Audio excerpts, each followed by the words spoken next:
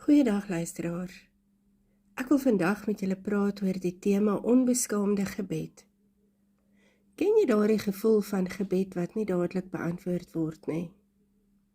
Ons gaan kyk na die verhaal van die Kanaanitiese vrou in Matteus 15 en dit verbind met die gelykenis in Lukas 19 en Lukas 18, asook ander voorbeelde van die Ou Testament. Die kernboodskap is dat ons moet leer om onbeskaamd te bid, om aan te hou vra, aan te hou klop en aan te hou pleit totdat God die antwoord gee. Kom ons kyk na die Kanaanitiese vrou.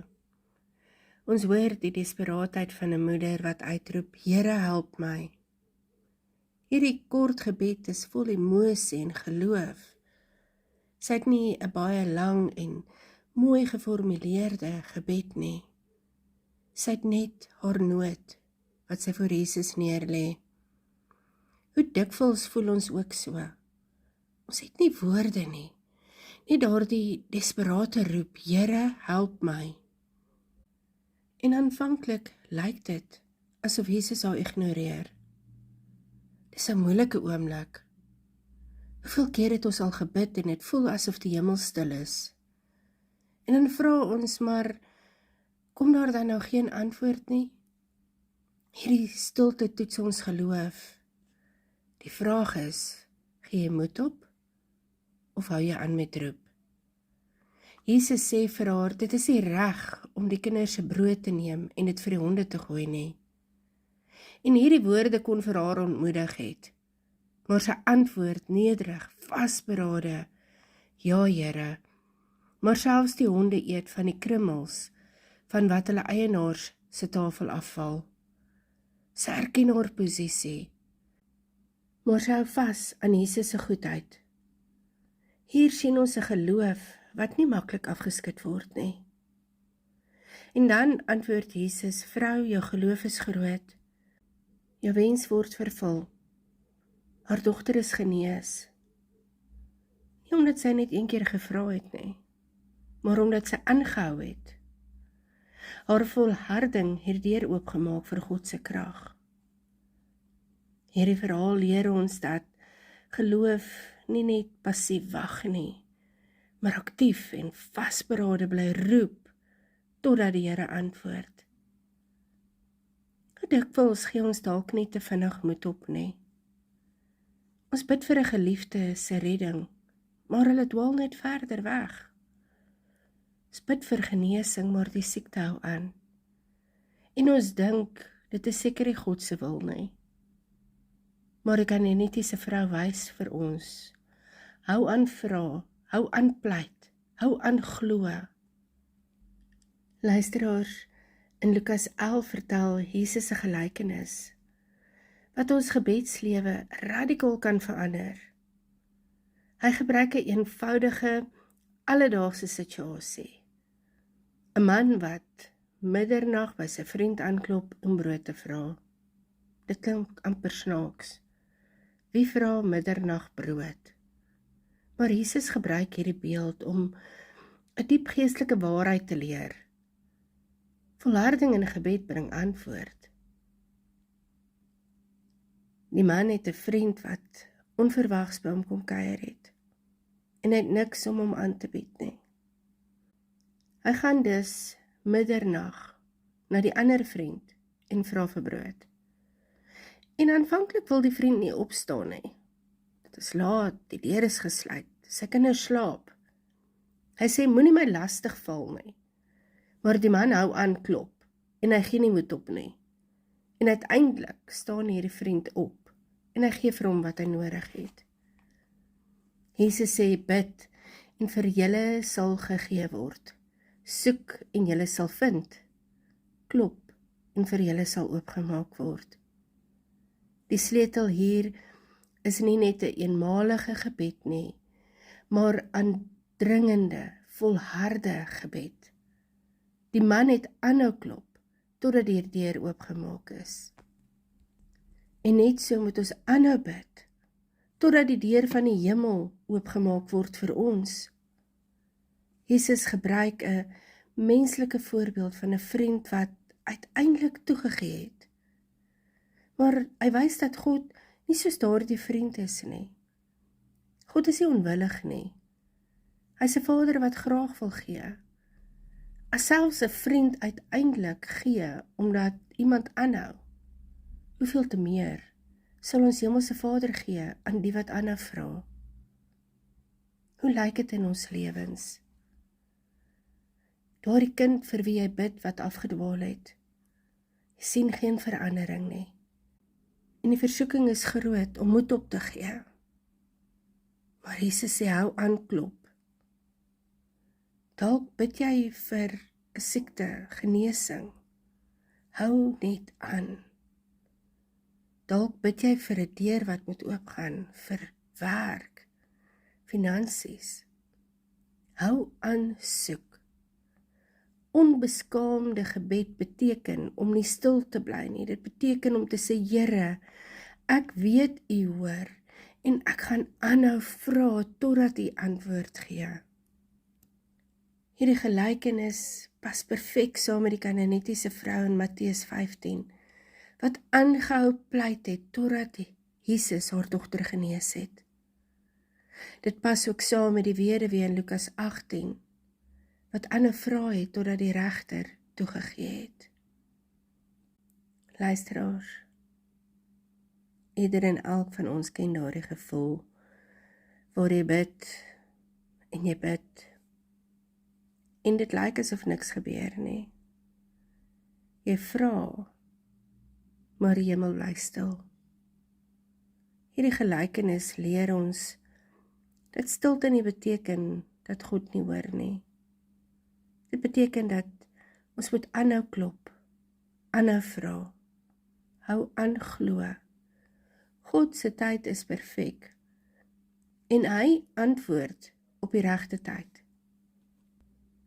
Luisteraars, die vriend by middernag leer ons dat gebed nooit 'n eenmalige versoek is nie.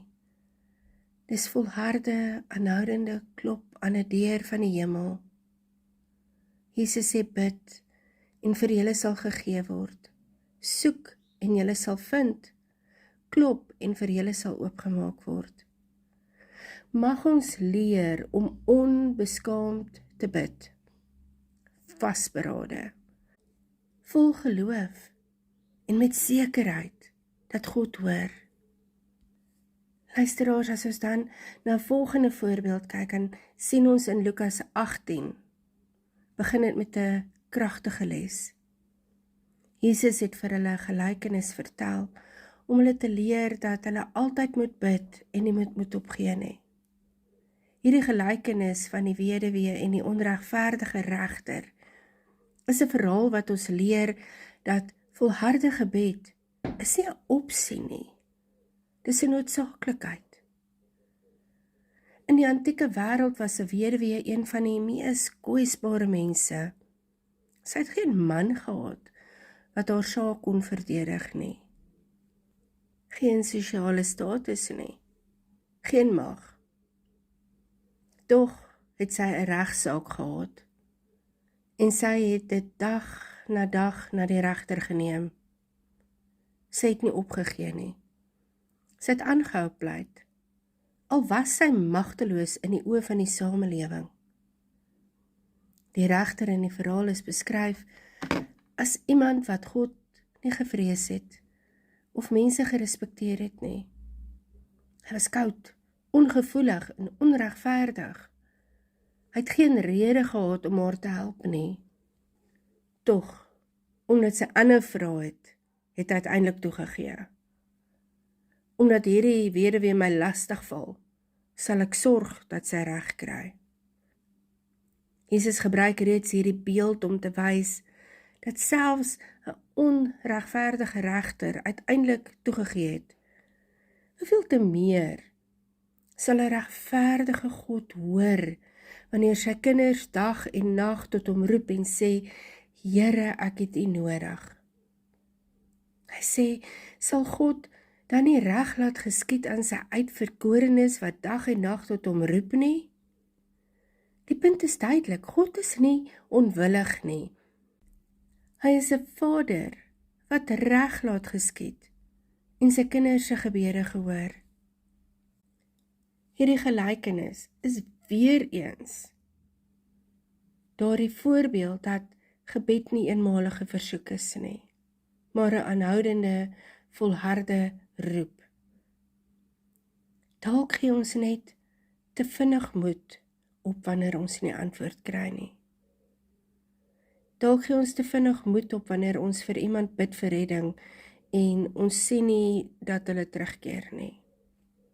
Dalk gee ons net te vinnig moed op wanneer ons bid vir genesing en dit gebeur nie dadelik nie.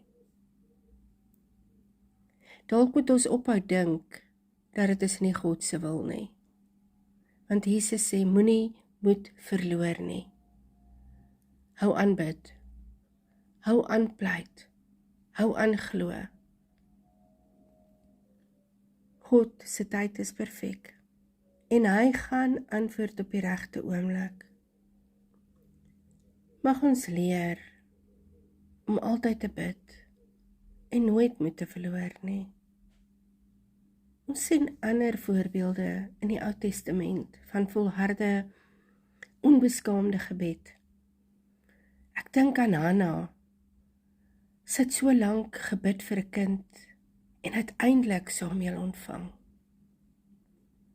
Ek dink aan Jakob, wat deur die nag geworstel het en gesê het, ek gaan u nie laat gaan voordat u my seën nie. Ek dink aan Moses. Hy het volhardend vir Israel gepleit en God het sy oordeel teruggehou. Kyk na Daniël. Sy gebed was vertraag, maar deur volharding het die boodskap uiteindelik gekom.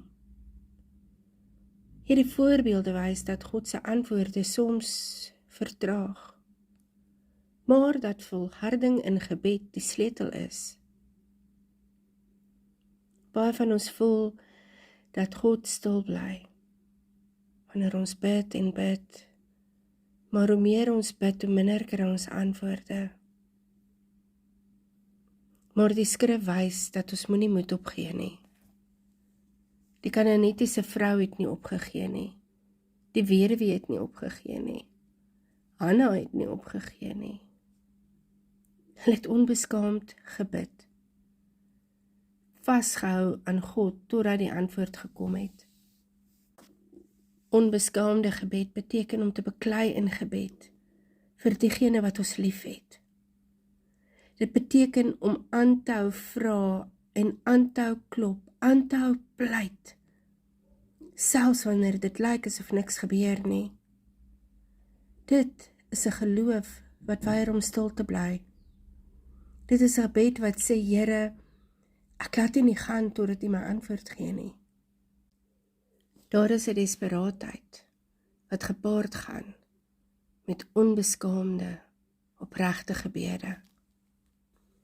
Eerlikheid, want jy hou niks terug nie, jy sê wat jy voel. Afhanklikheid, want jy erken dat jy nie self kan nie. En jy weet, niemand anders as die Here kan jou help nie. Dit gaan gepaard met vertroue, al voel dit ook hoe donker. Jy roep steeds na God, en jy vertrou hom om in te gryp. Dink aan 'n kind wat huil in die nag en sy ouer roep. Die krag lê nie in die spesifieke woorde van die kind nie, maar in die verhouding. So maak dit ook die saak watter woorde ek en jy gebruik in daardie oomblikke van desperate gebede nie. Daar is soveel krag, onbeskaamde, desperate gebed. Dit bring onmiddellike verligting, want jy dra jou las oor. Dit bring verhouding, want jy ervaar God se nabyheid. En dit bring antwoord. Soms verander God nie die situasie nie, maar jou hart. Dink aan Paulus, wat in 2 Korintiërs sê, daar's 'n doring in sy vlees. Hy het 3 keer desperaat gebid, Maar God se antwoord was, my genade is vir jou genoeg. Luisteraars, moenie ophou met onbeskaamde, desperate gebed nie. Skryf jou gebed neer as jy dit nie kan praat nie. Gebruik die psalms as jou woorde. Sit stil en laat jou trane jou gebed wees wanneer jou hart heeltemal oorloop. Hou vol, hou aan, want ons het net een waarheid om in vas te hou, en dit is dat ons Papa ons lief het, en dat hy ons gebede wil verhoor. Luisteraars, mag ons leer uit hierdie voorbeelde. Wanneer dit voel asof God stil is, hou aan bid. Wanneer die antwoord vertraag, hou aan klop. Wanneer die situasie donker is, hou aan glo. Onbeskaamde gebed is nie net 'n roep nie. Dit is 'n geloofsdaad wat die hemel beweeg. Kom ons bid. Here ons Vader, U het ons vandag herinner dat U nie stil bly vir altyd nie, maar dat U hoor wanneer ons onbeskaamd en desperaat roep. Dankie vir die geloof van Hanna, die vasbyt van Jakob, die volharding van die weduwee en die moed van die Kanaanitiese vrou. Leer ons om nooit op te gee nie, maar om aan te hou vra, aan te hou klop en aan te hou pleit tot U antwoord gee in U volmaakte tyd. Mag ons harte vas staan in die liefde. Mag ons gebede ons nader trek aan U en mag ons lewe getuig van U trou. Ons bid dit in die naam van Jesus Christus. Amen.